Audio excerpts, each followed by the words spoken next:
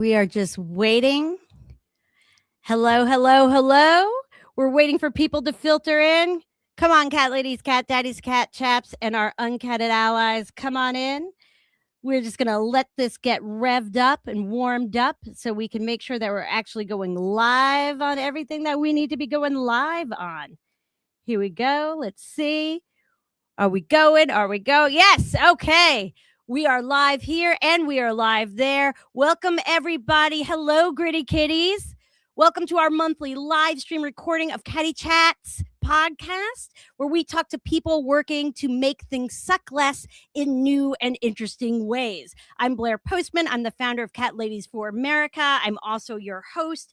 And today, in the first part of the show, we're going to be talking to local insurgent candidates who are bringing new energy, new vision, and ideas to hard-to-win districts in order to make things better and make things suck less for regular people and to help keep this country free and to keep it made as a government by working people, by regular people, for regular people, serving regular people. So we're going to learn a lot about them, their specific races, what brought them to jump into the race to begin with. But then we're also going to learn a lot about how to find out more information about these new voices who might be running in a district where you live or near you or for statewide office. I don't know if you guys know this, but there's been a little bit of news lately about certain new candidates, but we love insurgent candidates. We love new voices. We love new energy. We absolutely need it. We love new ideas. But we're also going to talk about what we can do to inform ourselves, because, not all these local races are going to have articles in the New York Times or the Washington Post. So you have to look for them, their information in different places. And also after the panel, during the panel, we're going to ask the candidates, what are some things that local candidates who aren't taking a bunch of money from these huge corporations, they don't have all kinds of money to burn on big advertisements, what's really important? If you find someone who you support, what would be something, in addition to maybe contributing a few bucks, what would be something that maybe we as voters don't realize is really important and really helpful? So I am going to start bringing folks to the stage. First here we have, here we go. First, we have Coach LeVon Barnes from North Carolina, running for the North Carolina House District 64 House Delegate seat. And next, bringing to the stage here, my mouse is very sassy today. Here we go. We have Dan Schwartz, who is running for the 1st District U.S. Congressional seat in the 1st District of Maryland. And Conrad Cable hopefully is going to be able to join us. He's gotten a little tied up, which happens in these. If you're running for a local race, you're doing a lot of things at once. So hopefully he'll be able to join us. But if not, we'll catch him at another time. And for now, let's everybody a big round of applause from where you are. I think my computer just decided to let me move. Okay, big round of applause for everyone. For Dan and LeVon, thank you very much. And thank you guys for being here. Well, thank you for having us. I mean, I'm excited. Thank you, Blaire. And yes, there are cats behind Dan. Just so everybody knows that there are, in fact, cats behind Dan. Honorary cat. I'm an honorary cat representing for my daughter today. Not to be outdone, we did meet LeVon's daughter briefly beforehand, and we asked her to leave those behind for us. So I'm going to start with this question, and LeVon, I think I'll just send it to you first. Why are you doing this? Why you're a teacher, you're a coach, you got a nice family there. This is crazy. Why are you doing it? Because I'm crazy. No, okay. No, it's simple. I'm doing it to try to make my family's life, my students and their family's life, and everybody else that lives in my county and state life easier. And it's simple. We are not experiencing any of this right now in the state of North Carolina, and partly because we don't have working class people in any of those seats. And so it's because my community has asked me to run. It's because my students and families who I have been able to serve, they've asked me to run. That's why I'm on the ballot. Okay, great. And Dan, same to you. You know, you got a nice family. You were a busy guy. What made you decide to run? Yeah, thanks, Blair. So, my congressional district, it's just 90 minutes from Washington, D.C., right across the Chesapeake Bay Bridge. But we are one of the most underrepresented and underserved districts in the country. And for 8 terms now, we've been represented by Andy Harris, who is the chair of the House Freedom Caucus, the most extreme group in Congress. People out here are not extremists. They want to be represented by somebody who's from here, who shows up here, and who will listen to them. And I got really sick of seeing my wife, who's a family nurse practitioner, take such good care of her patients every single day in our rural community. And when she comes home at the end of the day, instead of being able to relax with us, she has to go to war against the insurance companies. My Congressman, Andy Harris, is a doctor himself who takes his campaign donations from those insurance companies. I believe that's a scam. My 15 years in Washington, my career, I spent fighting scammers, working on behalf of state financial regulators from all 50 states. I have experience in government. That being said, I'm just a regular guy. I've got a family. I've got a lot of bills. I've got 2 cats, 3 dogs.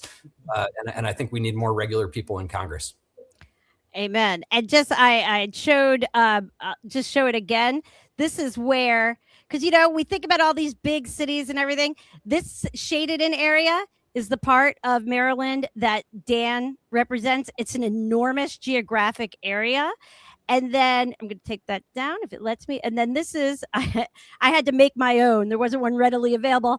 This little seat there with the inset, that is about an hour between Greensboro and Durham. Is that right? And yeah, it's about 30 minutes either way. So it's not even really a suburb of either of those things. It's sort of further out than that. Yeah. And so what, I guess I'll start with you, Dan. You mentioned a couple of the impacts specifically. We hear about big issues nationally that resonate. We hear about things like affordability. We hear about things like healthcare. We hear about things like maybe corruption. In addition to, or maybe if you want to drill down further even on healthcare, what's a very specific impact you see where you live of these big picture issues? Well, I think all of these national issues are local issues in my district: affordability, availability of healthcare. But I'll give you one that's kind of unique to my district. Here on the Chesapeake Bay, we have a lot of communities where already people have become climate refugees. They've had to move away because of sea level rise and because of our warming environment, and because we are not investing in the infrastructure that we need to allow these communities to live their lives without dealing with flooding that causes their school to become an island in their town, for example.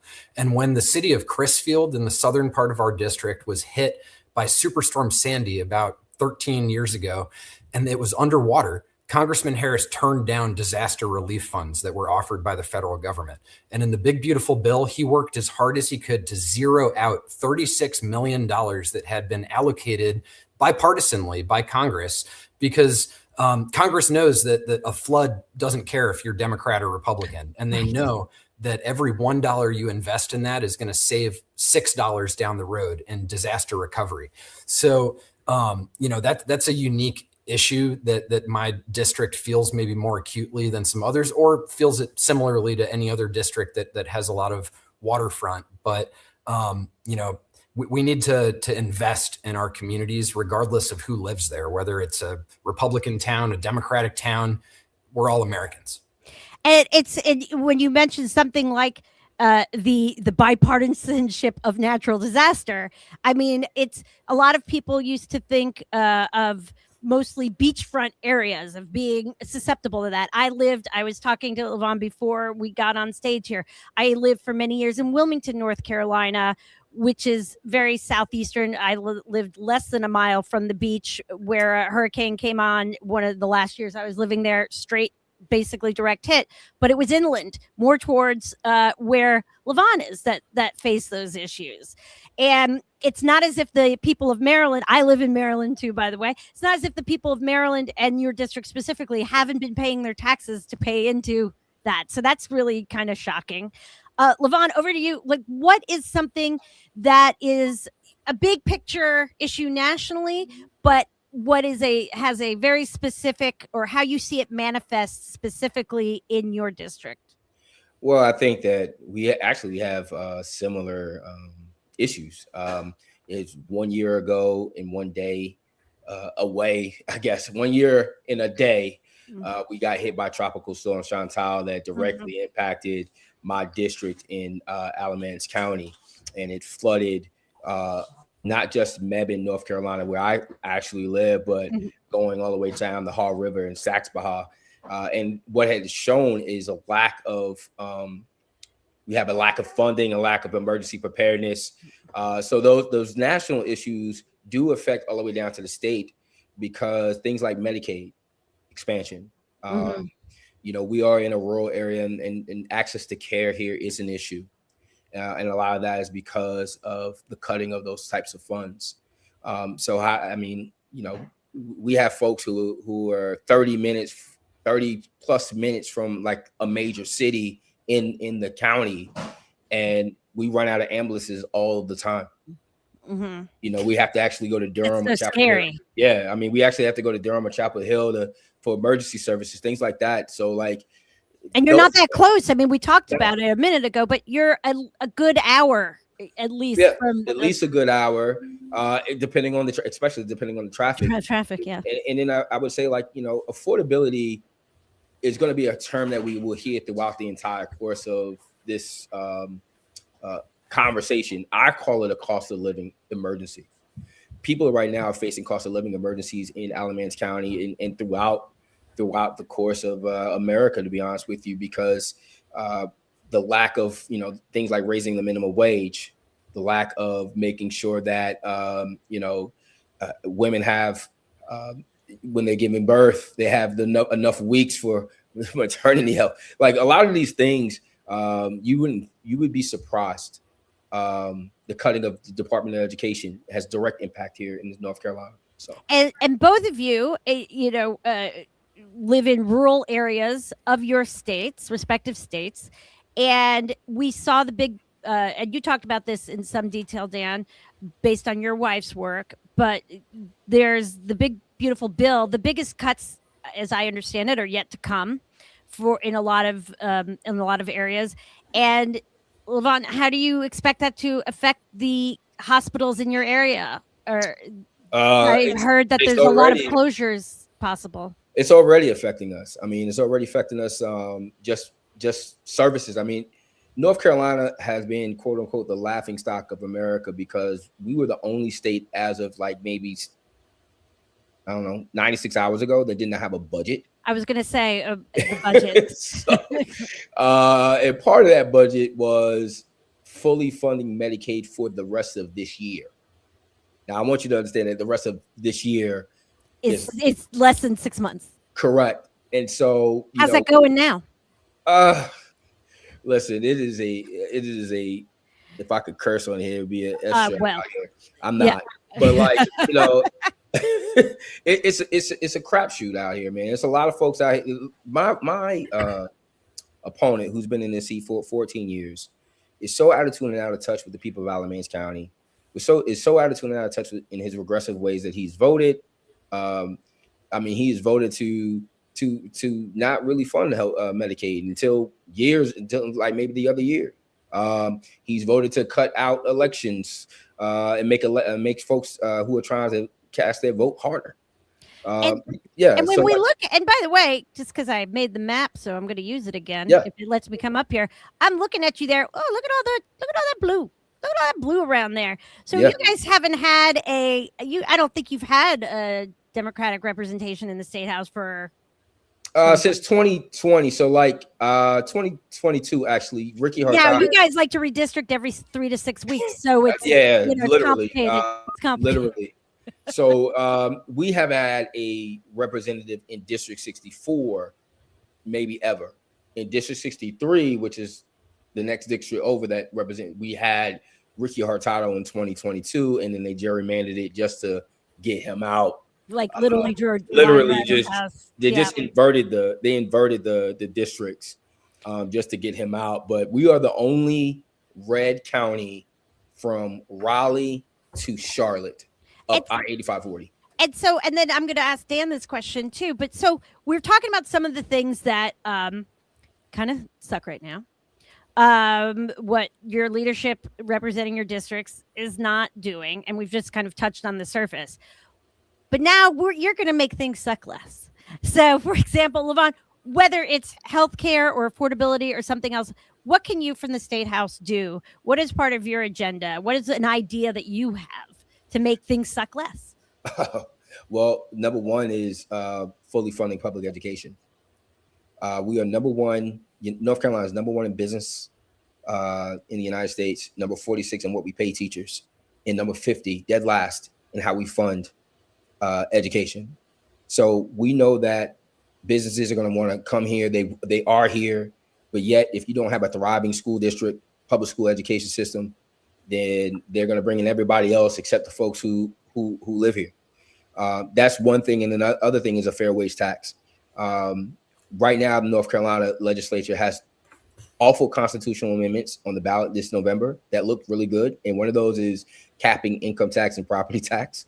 And I would say to that, if you tax a billionaire fairly, he's still a billionaire. If you tax a millionaire fairly, he's still a millionaire.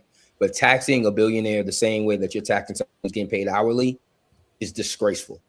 And all it's going to do is continue to create a class gap that we already are seeing growing wider and wider and wider, where the middle class or young people who are trying to ascertain their first home or whatever cannot do that. Can't do it at all. So yeah, so that's and I just know this from personal experience I have with both of your states. In North Carolina, the housing prices have skyrocketed over the last decade or so. So yeah, that's just another part of it. And so for Dan, same question. You're going to make things suck less. And hey, you're part of when you win, when you are part of the Maryland delegation. I can't vote for you, but I'm super interested in how you're going to help us out.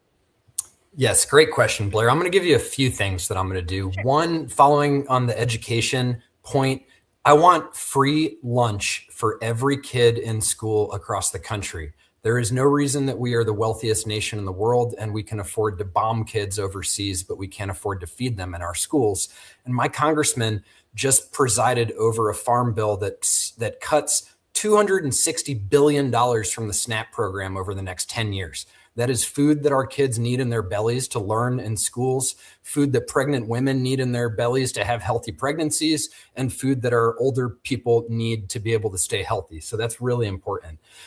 Two, this is an older demographic district that I live in. About 85% of the voters are 55 plus in my district.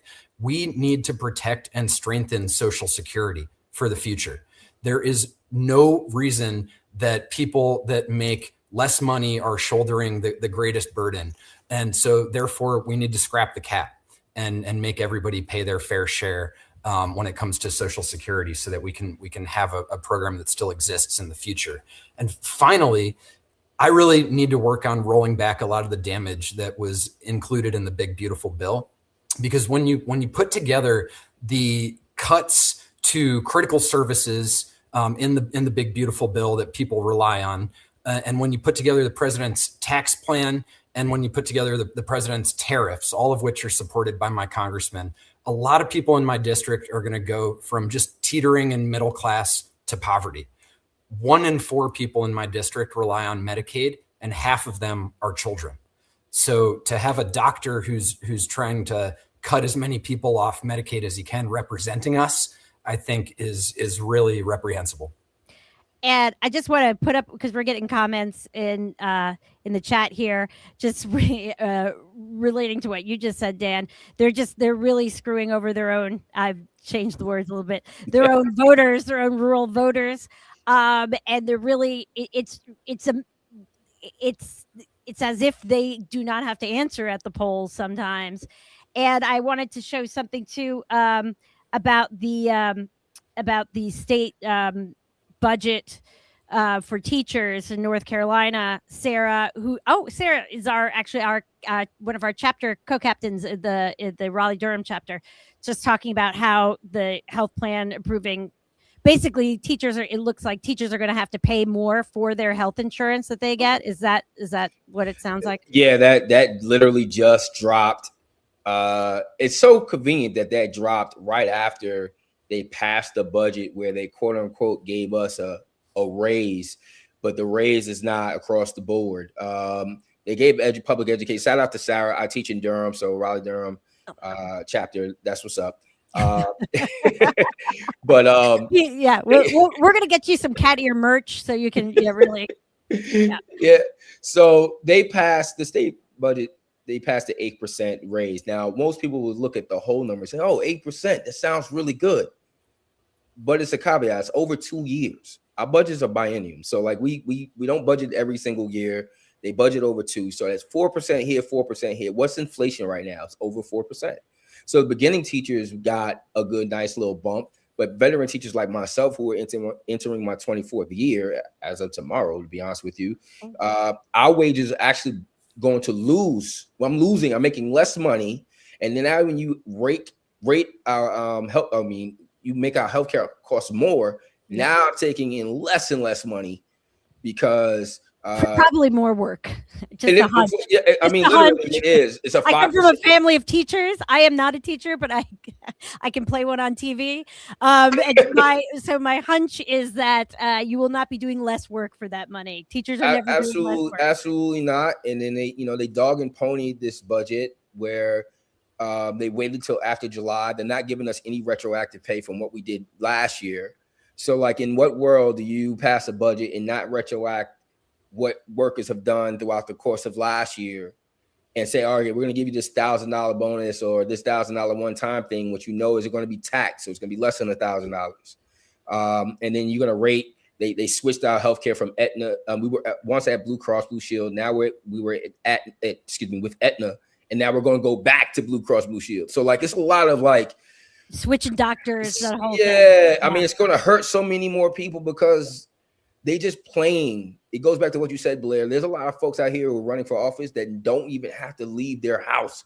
They're not even in tune with their district because they have an R or whatever next to their name, and they just automatically, because they gerrymandered it so bad, can just get votes.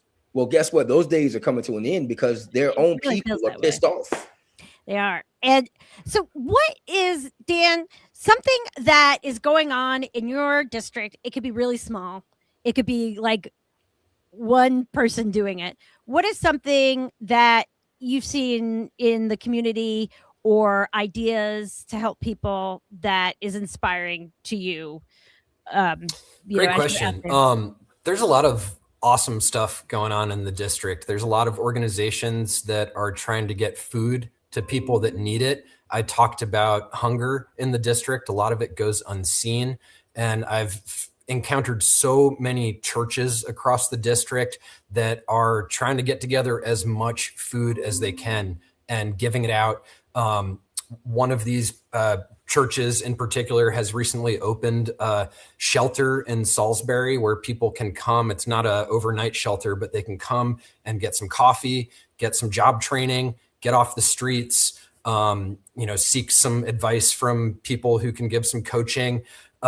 So again, a lot of different organizations funded by the generosity of individuals that are trying to get food, trying to offer resources. A lot of them tell me that their costs to provide this aid have gone way, way up, and that it is really hard for them to continue to provide these resources and to budget out for the future.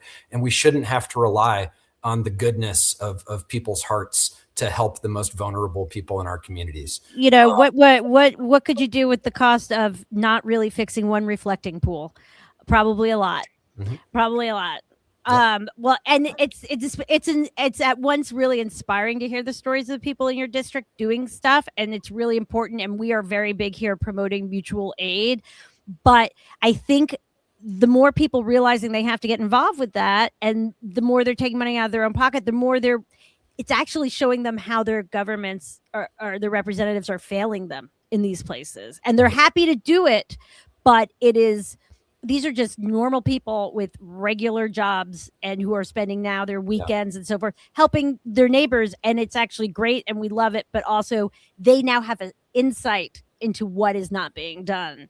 And so, go ahead. I'm so sorry. If I could also just add along those lines, the other thing that's inspired me the most on the campaign trail, and I've been doing this for 15 months now, is people like LeVon, who are willing to step up, and even though they have a full-time job teaching our kids, and are willing to serve for whether it be local or state office. Because a lot of times these are thankless roles and you don't get paid enough to make it your full-time job.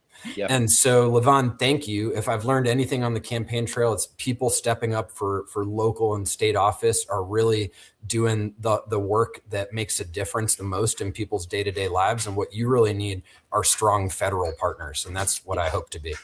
Absolutely. Thank you for that. And LeVon, same to you. I mean, what do you see? You know, we talked about all the stuff that sucks. What do you see in your district that maybe regular people are doing? It might even be a model for something that you could, you know, build legislation around or support. Well, I mean, what I always say is that, you know, we have more that brings us together than it does divides us. When we get rid of the fear mongering and all the rhetoric. What I see in Alamance County is fight. I see folks who are, you know, in nonprofits working with private sector, working with just the Kool-Aid, the two girls that are selling lemonade on the side of in their neighborhood. I think they all care about their community. They want their communities to thrive. They don't want to see anybody suffer. They understand, you know, we all understand the issues that we're facing, you know, so the same thing like feeding our kids throughout the summer. I think about like a Jackie Van Hook and one of our school board members, Tamika Harvey. They've been going up and down Alamance County feeding kids in neighborhoods like sandwiches and all the different types of stuff, because we know that food security is an issue, and that a lot of the money that could go towards things like that are being sucked away in the reflecting pool and building an arch and all those other types of stuff. So like I see fighting Sax-Baja. Sax-Baja is like I call it a little slice of heaven in Alamance County. It's like a little hippie enclave. And they got hit so hard during Chantal that they just immediately came together and dug themselves out of the muck. And, you know, whether it's blasting out canoes with a whole bunch of mud and stuff in it. I saw so much of that. And I was on the front line with them, you know, like cleaning stuff out. Like it just inspires me every single day to see people come together, regardless of what their ideologies are, regardless of what their color is, and say, you know what, this is my community. I live here. I want to see you do well. Imagine that in our actual legislators that we have, that we're paying to do their job. Imagine we just want them to do the same things that regular people are doing all the time, who, you know, or at least support that stuff, right? To help make a way for it to prioritize the things that the people care about. So what can people do to help candidates like you all? You're both running against candidates who are the incumbents. They are probably pretty well funded. I bet Andy Harris in particular, the congressional races are even more expensive than the state races, but proportionally to the kind of funding you have, it's still a struggle no matter what.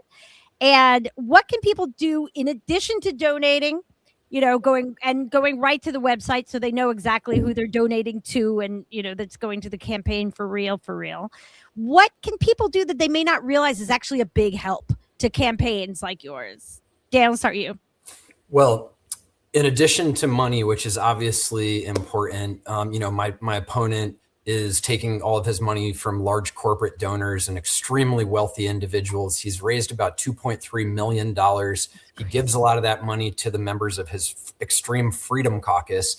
I have more than tripled his number of donors, but all of my donors are regular people.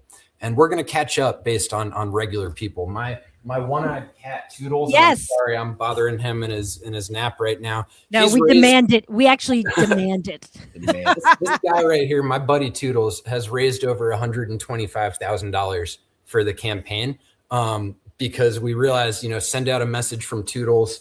saying I might have one eye, but I can see through the lousy excuse of leadership of Congressman Harris and cats can't run, so vote for my dad, something like that. We quickly realized a little bit of positivity, and if we can make somebody laugh or smile, that goes so much further than the doom and gloom right now. So again, money is important. I'm obviously not going to win or out fundraise Andy Harris with a one-eyed cat. We're going to run a serious campaign here, but I am going to beat him with people power. And if you all, no matter where you are in the country, want to volunteer in some way for my campaign, you can go to my website, schwartzforcongress.com. You can sign up to volunteer. We can put you to work no matter where you are. I need people making phone calls. I need people sending postcards. I need people doing research. There is so much that you can do. And of course, if you're willing to send $5 or $10 my way, that will really help us out. I'm not going to lie. The Toodles merch is pretty sweet, guys. I'm just saying that. Yeah, we've got Toodles mugs, Toodles stuffies, you name it. He's a celebrity. I'd also just, since we're on the theme of animals here, I'll say my representative has, I believe, a 3% lifetime rating from the Humane Society, a 2% lifetime rating from the League of Conservation Voters. If you want your dogs to be able to swim in the Chesapeake Bay or anywhere that you take them, and if you want to, have representatives that care about our local stray cat populations and support TNR programs at the state level, support my campaign. So please, in addition to donating $5 or $10 to me, if you don't mind, go and donate $5 or $10 to your local TNR organization. They do great work. There you go. And LeVon, what about you? What are some things that people can do to help your campaign that, in addition to, or any campaign that's an insurgent campaign? I mean, be honest, I think Dan said it all. I was just kind of like looking at how Toodles was like hugging Dan. It was very like Harper hugging me. Like, what's right going on here? But no, seriously, in my campaign, you could have merch with you in those cat ears. That's well, clearly, I'm gonna make sure. Shout out to Kate Barr in the Slay crew. I'm sure that they're looking at this right now, like, yeah, mom and cat ears right now. It's going on a postcard somewhere. But just like Dan said, like, my opponent is funded by big corporations. He's not going to raise as much money as, let's say, Dan, but a lot of the money he does raise goes back to caucus because, again, he just thinks that he's going to have this clear shot to win. And I believe because we have knocked over 5,000 doors and we've made 4,000 plus calls and counting, that this election is going to be won based on the people, and that it's the people's seat and not my seat when we win. But writing postcards, making phone calls, phone banking, we do phone banking via Zoom. You could do it from your house.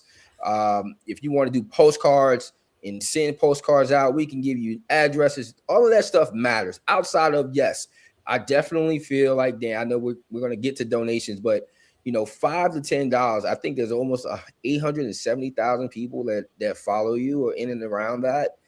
Like, if everybody just gave $5 or $10, I mean, geez, where that puts me and Dan right now puts us in a really great position, and that's not much to give. But yes, my donors are regular working class people, and every single time that I get a donation from someone, whether it's from $5, sometimes $1, all the way up to $250 plus dollars, it means something to me because they believe in my vision. They believe in the fact that we are better together than we are divided, and that they're sick and tired of waking up every single day feeling like this burdenness and this heaviness of what did he say, what did he do, and how's that trickling down to my state.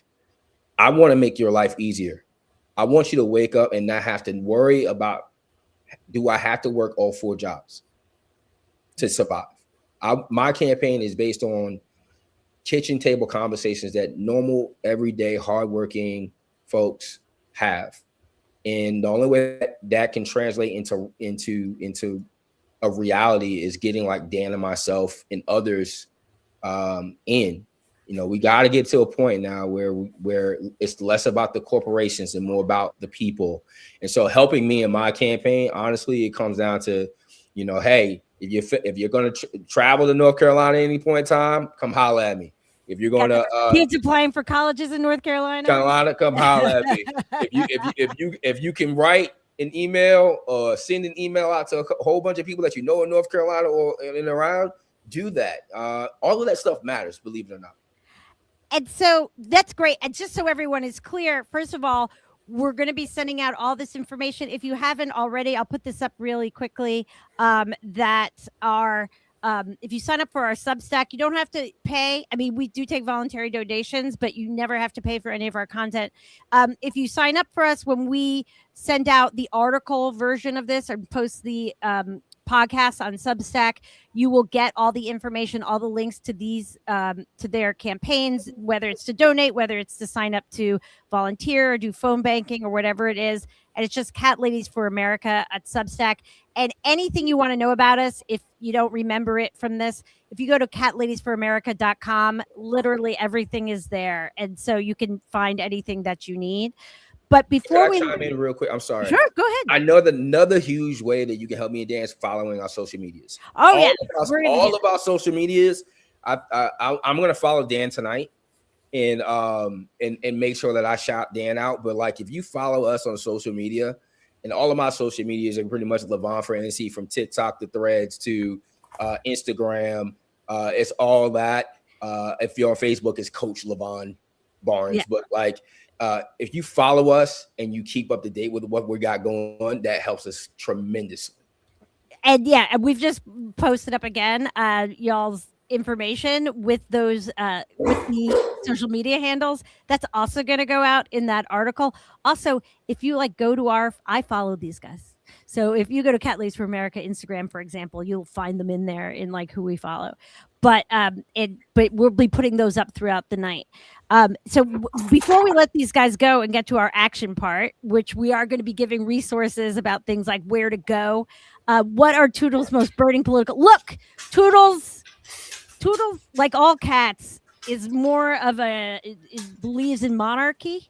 And so I don't know. I mean, Dan, does Toodles have a hot issue? The TNR probably.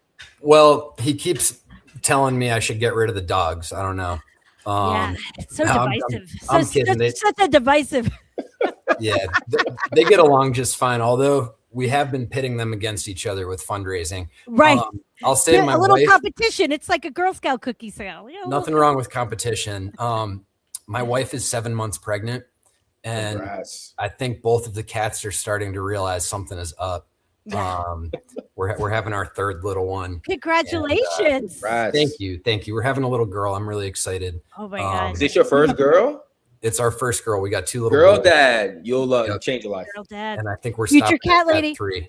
Well, we're gonna get some future cat lady kids shirts. I think we're gonna have to do that to get that over there to you as soon as possible. Apparently, it's gonna be soon. Yep. You've got quite a year, young man. So before I let you guys go, and we just talk to the folks who are following here and giving them some tips on, in general, places to go to research. We're going to take a few actions here. Our action captain, Corey, messaged us in the chat, and she's in the Finger Lakes region of New York. They're having some kind of storm. All of the power in the town just went out, so I'll be running that myself as best I can. I have all the information. It'll be great. But before I let you guys go, and just thank you so much again, where in the world, there's other candidates out there. We're lucky enough to have you guys to talk to tonight. It's just a coincidence that I live now or have lived in both of your states. That's just a fun accident for me.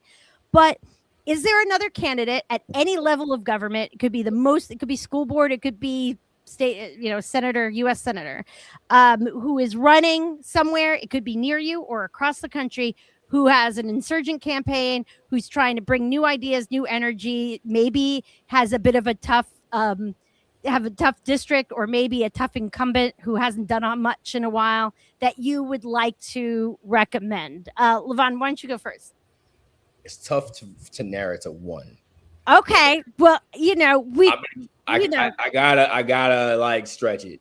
So Suthy Blanton in Alamance County, who's running for state senate, he is definitely somebody. He's a former actor alongside like Denzel Washington and a great debater. So he's hilarious. I got to shout out my my compadres at Can't Win. One of Claire Kipner, Jen Wise, excuse me, Andy. All of those have great stories. So I would like choose those four in particular. And those of you who were on our last Catty Chats Live or from another podcast, our friends at Can't Win Victory Fund, who are based in North Carolina, and they help people run these kinds of campaigns to help them learn how to do inexpensive but smart different kinds of advertising or publicity, and how to get out there and canvas, and how do you get volunteers together. They help them with all of that. So we'll put their link in all this stuff too. And what about you, Dan? Anyone you recommend? Yeah, well, I just gave my guy LeVon a follow. And again, I'm really impressed not only by teachers who work with our kids and are so selfless in doing so, but also people running for state office. I think that's in a tough district, especially. That's harder than what I'm trying to do, running for federal office in a tough district. At the federal level, I'm a big fan of this guy, Andrew Sneed, who's a candidate for Congress in Alabama's 5th congressional district. He pulled together over 100 of us candidates running in tough districts to come out with this thing called the Take Back Congress Pledge. It's a 5-part pledge: term limits, no stock trading, 5-year ban on lobbying after leaving Congress, a statutory code of ethics for the Supreme Court, and working to overturn Citizens United. That's the 5 parts. He's pulling all of us together. I was the first congressional candidate in Maryland to take the pledge, but he's really running a tough campaign in a tough district in Alabama that looks a lot like mine. He's a plumber. He's a great guy. Sounds like we're going to have to look him up for one of the next ones. Yeah, look him up. And then also just one other who I really have been just loving her messaging and energy, Jennifer Jenkins in Florida 8, running against Randy Fine. That's a tough district and a great race to watch. All right. Thank you guys so much. We're going to have all your information. We're going to take a quick picture because that's just gold. It's gold, guys. I got some before of Toodles. But I cannot thank you enough. We're going to be watching. We're going to be helping and supporting where we can. And I know that a lot of these folks are going to be following you and telling their friends, especially if they live in the states where these guys are running in particular. So thank you enough. I cannot thank you enough, Dan and LeVon. And I have a feeling I'm going to see both of you again sometime soon. And thank you so much. Everybody else got to stick around so we can do some action stuff. Thank you, guys. Thank you. Thank you so much. Bye. Oh my God, guys, they were great. Did you all have a good time listening to them? I mean, well, some of it was tough because there's tough stuff going on, but they're amazing. And just as a reminder, and I'm going to put the this banner up with our Substack. Actually, Gail, if you can see it, can you put our Substack information banner up for us? That would be super helpful. And thank you so much. And so if you go to our Substack, you will get the video podcast when it comes out. You can also get the audio version on wherever you get audio. That'll come out a week from Tuesday. But also, Corey, our managing editor, will be writing sort of the article version. And that's going to have that, and the show notes for the podcast are going to have all the links to everything these guys mentioned. Corey is really good. She was a journalist for many years in the DC area. She'll try to run down also some of these other candidates that they mentioned.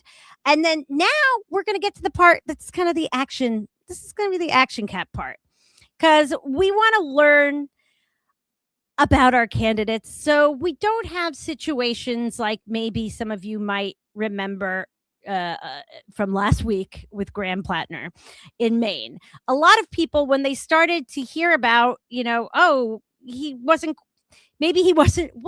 I don't want to go deep on Graham Plattner because that's not what we're here for. But let's suffice it to say that there were some people who didn't really know everything about him. And even aside from some of the worst stuff, and they're like, what do you mean his parents paid for his house and he grew up quite well-to-do and all this other stuff? So how are some ways that we can investigate? So first of all, you can certainly look up who your current representatives are, and all of this will go out in that chat on Substack. You can go to find out who's on your ballot to vote 411. LeVonBarnes.org. That's the League of Women Voters. Something that we are looking into creating now is if you go to this organization called Sway, organizations or even individuals, local groups of people who you know may have put together their own voter guide. And you might not vote for everyone who they think you should vote for in different districts and different offices, but it might give you a list of people, a starter list of folks to contact, or some folks to research who might not be candidates you even knew were really running yet. And so we're going to ask you to pick a couple of these actions to take in the next week. All right. So first of all, donate if you're able. But a lot of people aren't, and we understand that. Or you can't donate to everybody. You can do something as simple as, especially if they're in your area, putting up a yard sign, putting on a bumper sticker, wearing their t-shirt, wearing their hat. You could write that you like them and put it on your social media.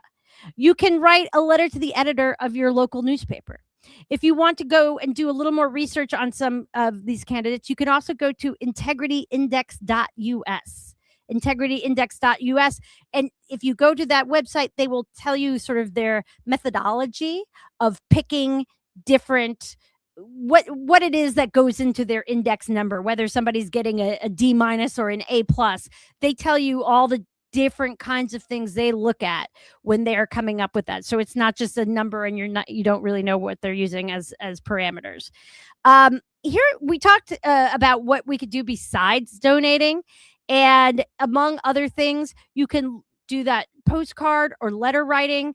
I know that Corey is going to be doing that as we get closer to the general election.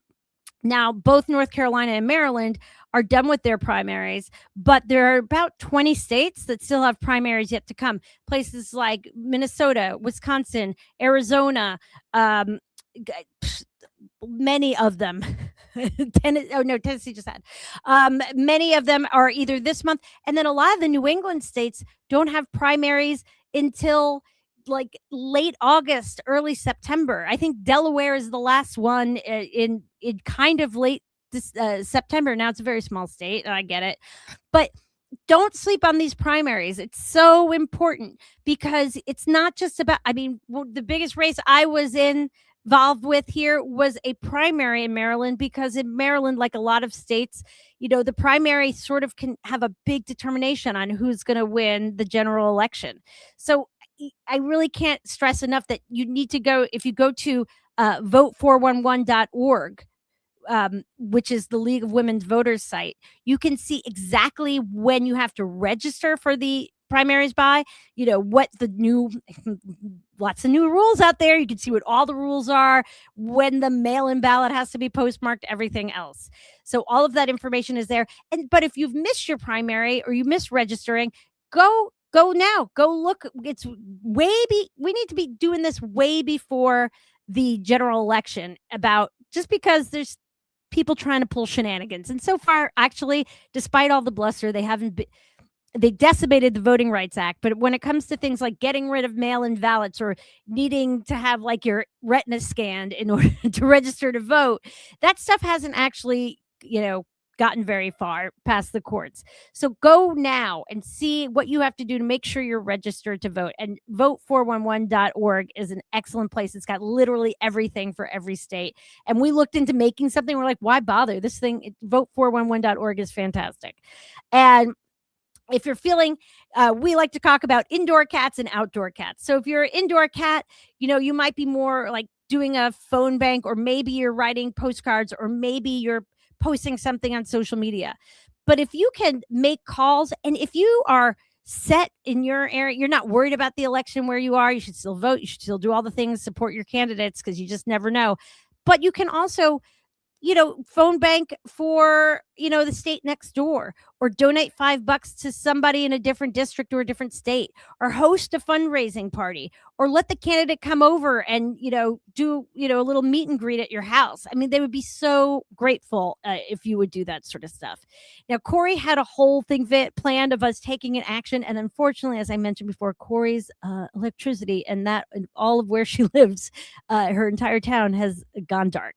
So we lost Corey, but we are going to be sending out all of this information so that you guys can take these actions over the next week or so. And we're going to be checking in with you via our Substack chat, which we've really just activated now. And so it's a way for us to talk to each other on Substack without you getting emails in your email box, in your inbox. And the next one of these is going to be, I believe, on August 9th. We're probably going to be spotlighting some more candidates, but also talking about, as we get closer to the midterms, what we need to be doing in our neighborhoods, what we need to be doing to make sure that people realize whatever rules there may be around voting. And then also on Sunday, September 13th, we're having our second Cat Lady Palooza. And I'm going to tell you guys first, this hasn't been announced or anything yet. It's not going to be announced for a few days. So Cat Lady Palooza number Twoza, get it? It rhymes. Cat Lady Palooza Twoza is going to have Latasha Brown, who is the co-founder of Black Voters Matter, is very involved in All Roads Lead to the South. We're going to have Gwen Levy Music. She's one of the co-founders of Rise Above Justice movement, but is also an award-winning country music singer. And she's got a lot of very pointed songs about women's rights. It's fantastic.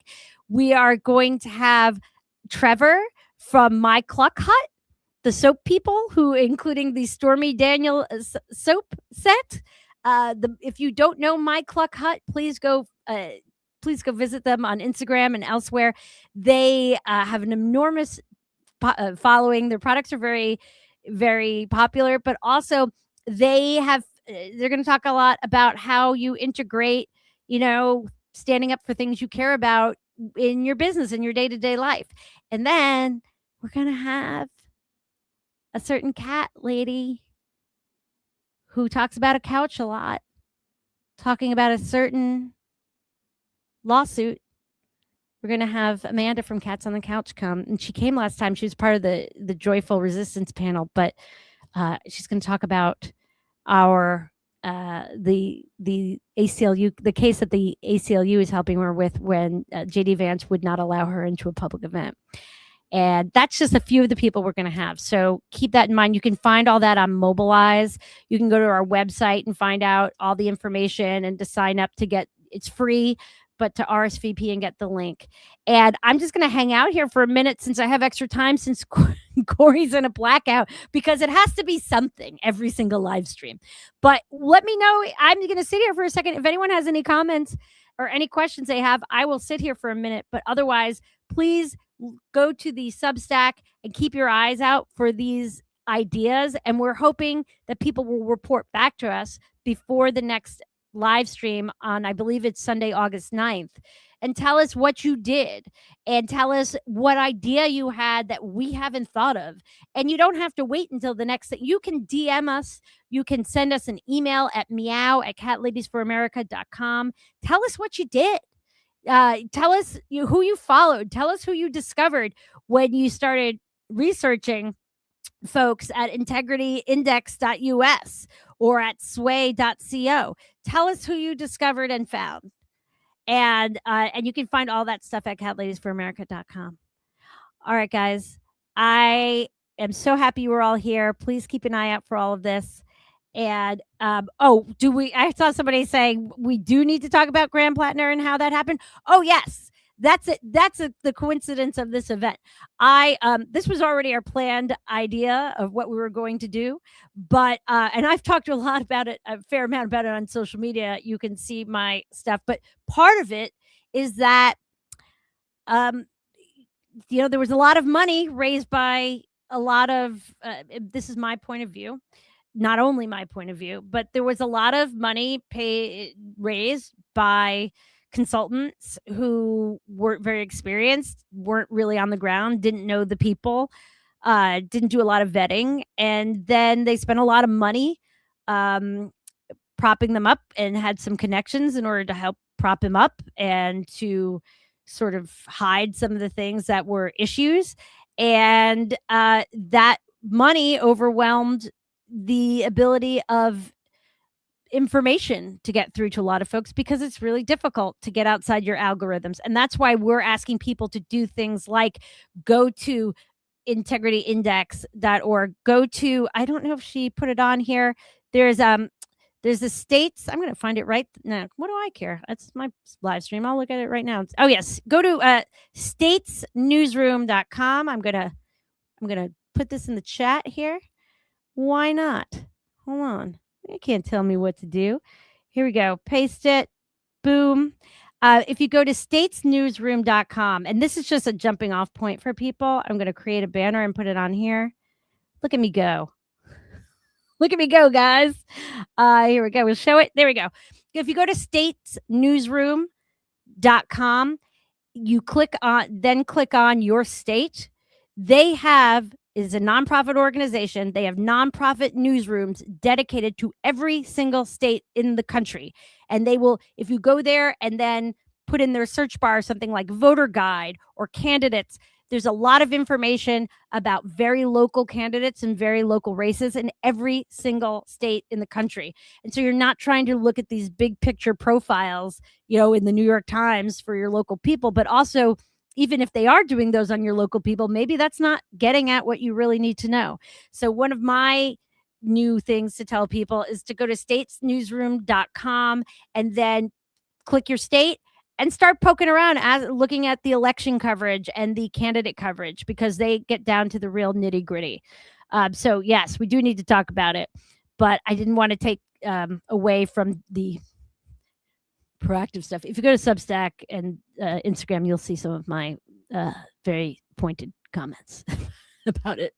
All right, guys. Thank you so much, everybody. And we will see you hopefully before then, but certainly by August 9th. And definitely put Cat Lady Palooza Tuesday, September 13th on your calendar.